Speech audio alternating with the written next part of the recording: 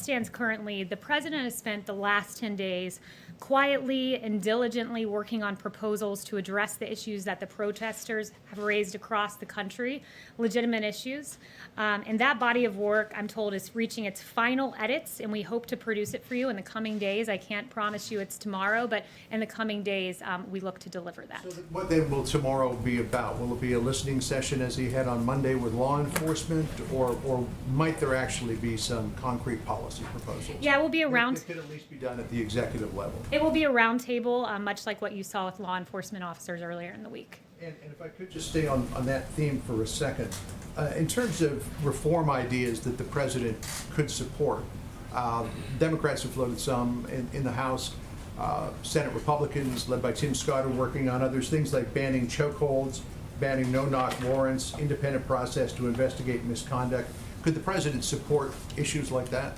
So again, don't want to get ahead of the announcements. What I would say is each issue is being looked at as to what would make a difference. Everything that you've suggested has certain ramifications, so he has to look at each of these in great detail as he's done over the last few days. And I would just note one thing that AG Barr said was that in the Democrat bill, they talked about needing to reduce immunity to go after bad cops, but that would result in police pulling back. So that is one thing that is a non-starter. So what is that? It's called qualified immunity. Yes. Is that a red line for the president? That's a non-starter in the Democrat legislation. Yes, John?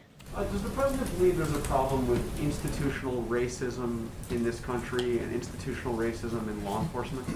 Look, I've answered this question. I think this is the fourth time I've been asked it, and I've said each and every time, there are injustices that we have seen. Clearly, that tape of George Floyd was inexcusable, gut-wrenching, difficult to watch, and it was really a beautiful funeral yesterday, all the great testimonies to his life. We recognize those injustices. Sandra Bland, another example. But this president knows fundamentally that most police officers in this country are good, that the 750 men and women that have been injured, that David Dorn, the police officer who was killed, and Patrick Underwood, the law enforcement officer who was killed, are emblematic of what police in this country stand for. That is the best, that is the brightest, and that is our domestic heroes. Yes. The reason why I'm asking it now is, does he believe that action needs to be taken to fundamentally change the way law enforcement is done in this country, to make fundamental changes so that there isn't the kind of disparities that we see along racial lines? Well, the president's looking at various proposals, and I would say this president has done a whole lot more than Democrats have ever done when it comes to rectifying injustices.